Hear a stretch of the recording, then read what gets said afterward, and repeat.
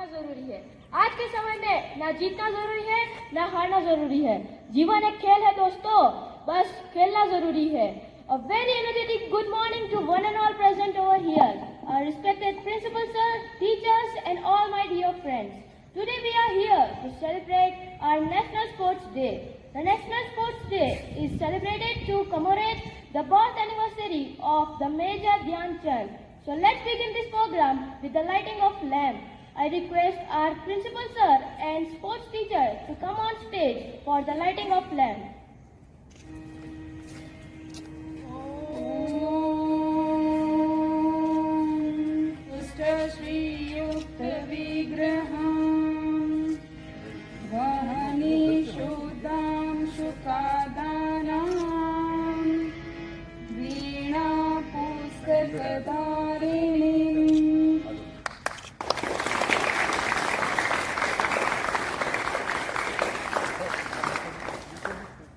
On this National Sports Day, we would also like to present a token of love and respect to our principal sir by presenting flowers. I request all the three sports teachers to give bouquet.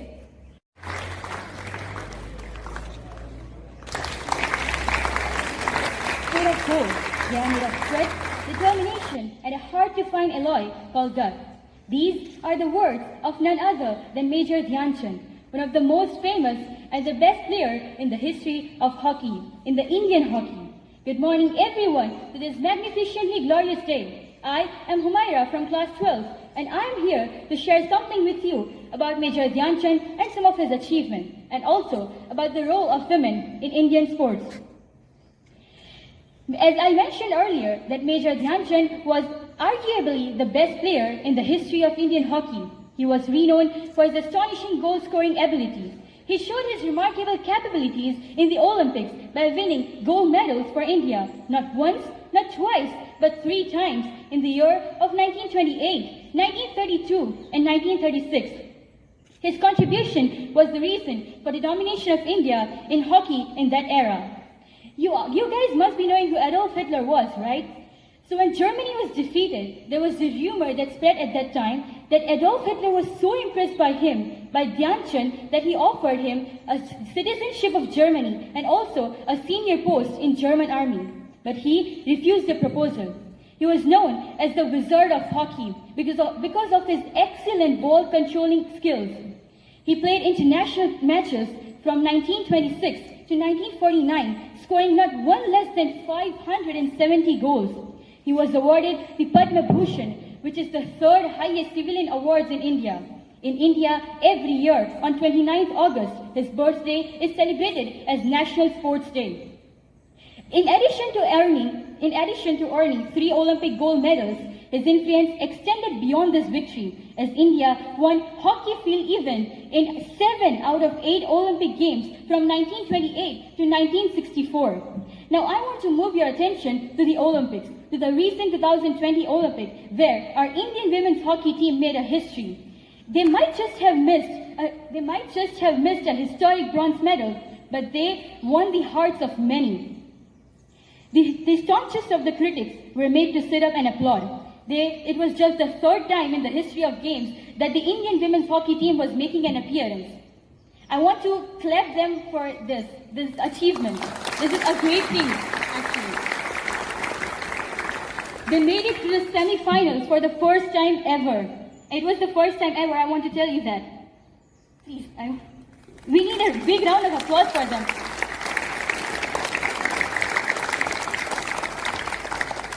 This actually shows the increasing participation of women in sports day by day.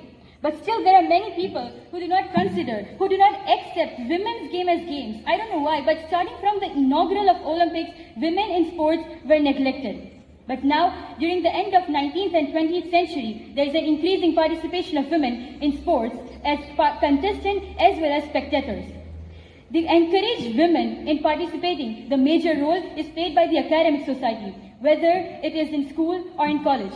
As we're talking about Olympics, I want to tell you that 2020 Tokyo Olympic made a history for being the first ever gender-stable Olympic in its 125 years of history. which means that 49% of athletes were women, which means that the total number of out of the total number of participants, half of the contestants were women, which is really a great thing. National Sports Day is celebrated every year to create awareness about how important sports and games are in our daily lives, not only on physical but also for mental well-being, which is the major illness suffered by today's society, today's population. Let us salute, let us pledge to make this remarkable day successful by making sports as a part of our daily lives, and also salute the sporty spirit of our nation who had held this tricolor, our national flag, high. Thank you and have a sporty day ahead. परम आदरणीय प्रधानाचार्य महोदय, सम्मानीय गुरुजन तथा प्यारे सहपाठियों, आज जैसा कि हम जानते हैं कि हम सब नेशनल स्पोर्ट्स डे मनाने के लिए एकत्र हुए हैं, जो कि श्री मेजर ध्यानचंद जी के जन्मदिवस के उपलक्ष्य में मनाया जाता है। खेल केवल एक शब्द मात्र नहीं, बल्कि नकारात्मकता को सकारात्मकता में बदलने की एक अचूक कला है। शारीरिक दुर्बलता से लेकर सबलता तक, मन को आत्मविश्वास से भरने तक। जी 1928, 1932 और 1936 के ओलंपिक में लगातार कई गोल्ड मेडल लेके आए, तब जबकि भारत विषम परिस्थितियों से जूझ रहा था, तो बड़ा आश्चर्य होता है। तभी उस व्यक्ति को जादूगर का नाम दिया जाता है। पर क्या सच में जादू से यह संभव है? इसके संदर्भ में मेरा बस इतना ही कहना है कि परिस्थितियां चाहे जैसी भी हो, इतनी अपार ऊर्जा दिलाने वाली दवा का नाम केवल खेल है, और यह केवल खेल से ही संभव है। आज भारत सरकार जिस गंभीरता से खेल को प्रोत्साहित कर रही है, वह सराहनीय है। फिर चाहे वो खेल। Good morning one and all. Attention, stand, attention, stand, attention, stand. Yes, now ready? So please give a big hand to both the kids. They explained very well, and it was not a bhashan, it was the language of heart. It was a words of wisdom, and whatever is happening they have shared with you. So I will not give my speech. मैं थोड़े अपने मन से और मन की बात करूंगा आपसे।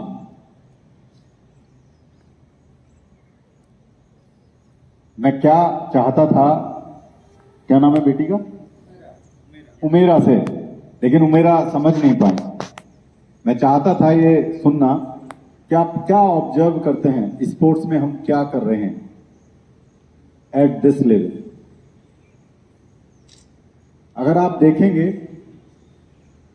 ऑब्जर्व करेंगे, तो आप गुजरात में पहला ऐसा स्कूल होगा जिसमें 2 इयर्स में 4 इंटरनेशनल प्लेयर आ चुके हैं। इंटरनेशनल प्लेयर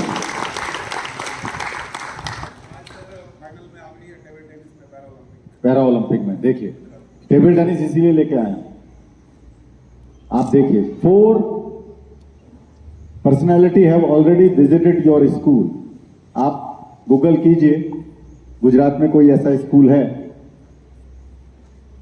तो ये आपके लिए, हम सबके लिए बहुत गौरव की बात है कि आपको घर बैठे ऐसे स्पोर्ट पर्सनालिटी को मिलने का सौभाग्य प्राप्त होता है। वो सब लोग आपके स्कूल को याद रखते हैं नाम से। We are trying to provide you platform in the form of stimulation, exposure and ground reality also. You just go through it, just find it out in how many schools have celebrated Fit India Week like we have celebrated, in which students, parents and teachers have participated. Please give a big hand for yourself. ये जो गतिविधियां हैं,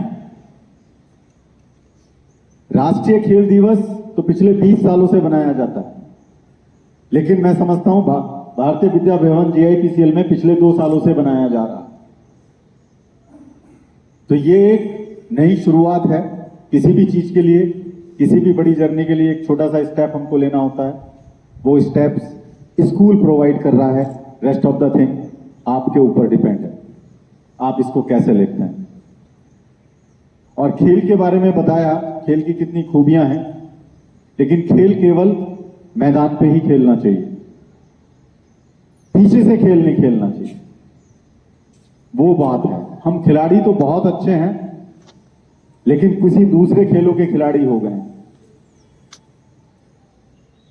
इसलिए जो actual खेल है उसमें हमारा स्टैंडर्ड लो हो गया है और बाकी के खेलों में हमारा स्टैंडर्ड बढ़ गया है। तो इसलिए सबसे मेरा अनुरोध है कि खेल को खेल की तरह से खेलिए, हार जीत ना कीजिए, भावनाओं का खेल मत कीजिए, इमोशन का मत कीजिए, और पीछे से खेल मत खेलिए, किसी के भविष्य से खेल मत खेलिए, है ना। इस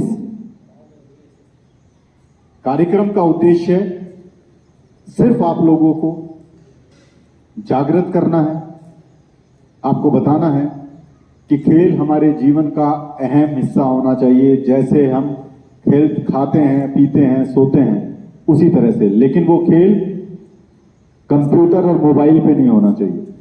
बोले सर आपने ये नहीं बताया था कि मोबाइल, इसलिए मैं आपको बता देता हूं।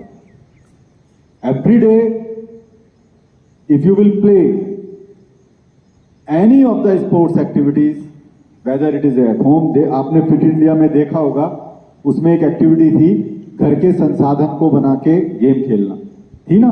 वो इस वजह से थी, इससे कोई फर्क नहीं पड़ता है कि आपको हॉकी मैदान में खेलनी है, आप घर पे भी थोड़ा सा ड्रिबलिंग कर सकते हैं, अप डाउन कर सकते हैं, आप उसके टच में रहेंगे, उससे हमारा मानसिक सामाजिक ये विकास बहुत होता है। और वो एक रुचि पैदा होना चाहिए सब बच्चों को। और आपके यहां पे मुझे नहीं मालूम है, लेकिन 2 लोग ऐसे हैं जो रेगुलर खेलते हैं आपके स्टाफ में, आपको मालूम, पता नहीं, मैं जानता हूं नहीं, विदाउट फेल कुछ ना कुछ खेलते ही रहेंगे। तो आपको इंस्पायर होना चाहिए, आपको भी उस तरह की चीजें अपने अंदर इनकलकेट करने चाहिए।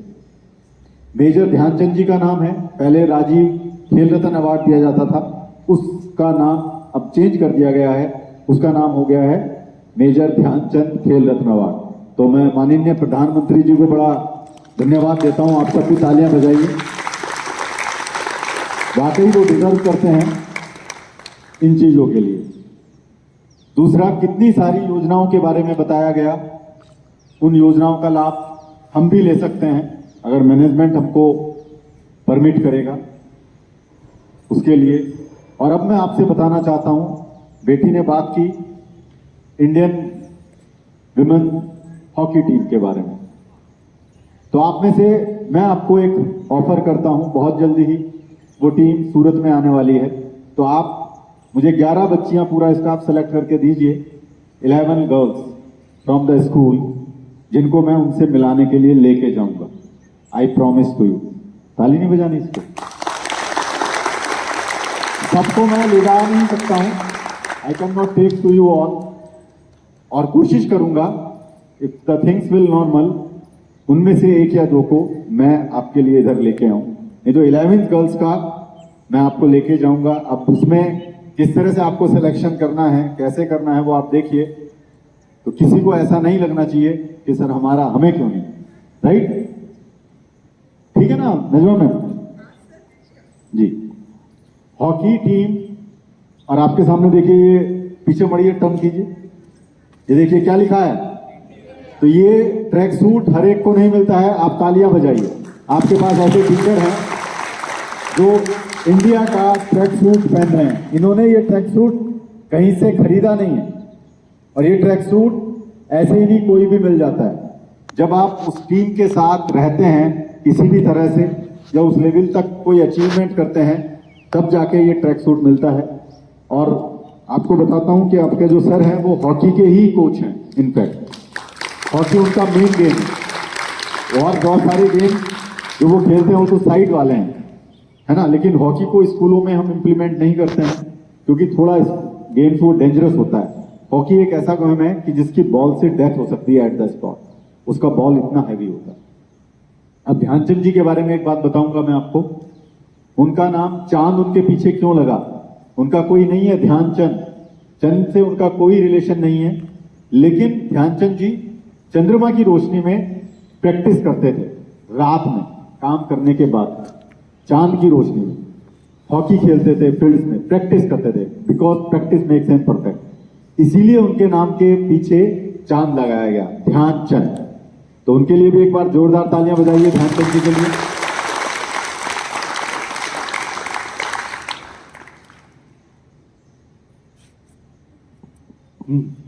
हमने कोशिश किया, उनके बेटे अशोक ध्यानचंद का नाम है, जो ध्यानचंद जी के बेटे हैं, वो भी हॉकी के एक इंटरनेशनल प्लेयर हैं, एक कोच हैं।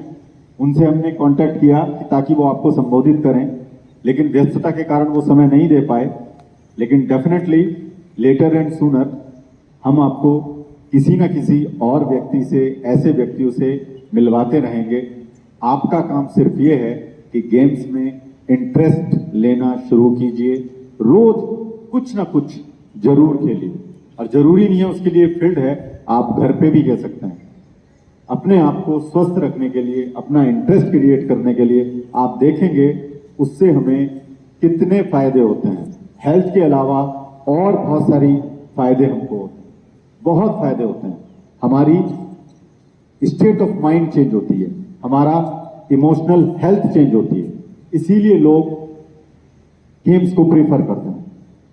तो इसलिए आज इस मंच से मैं यह कहना चाहूंगा कि एक छोटे से बीज हम डाल रहे हैं। हो सकता है आने वाले समय में भारतीय विद्या भवन GIPCL एकेडमी से कोई ना कोई बच्चा नेशनल और इंटरनेशनल लेवल पे पार्टिसिपेट करेगा और मेडल भी लाएगा। इसी आशा के साथ मैं अपनी वाणी को पूर्ण विराम देता हूं और धन्यवाद कि आपने ये अरेंजमेंट किया। एफर्ट्स तो हमने बहुत लगाए, बहुत बार संडे बीच में आया हमें, 29 सर 29 को संडे है, 29 को संडे है, लेकिन संडे को बीच में आने नहीं दिया। एफर्ट्स हमको भी लगाने पड़ते हैं छोटे से प्रोग्राम्स के लिए, लेकिन at least you did very good work and exhibition is also there.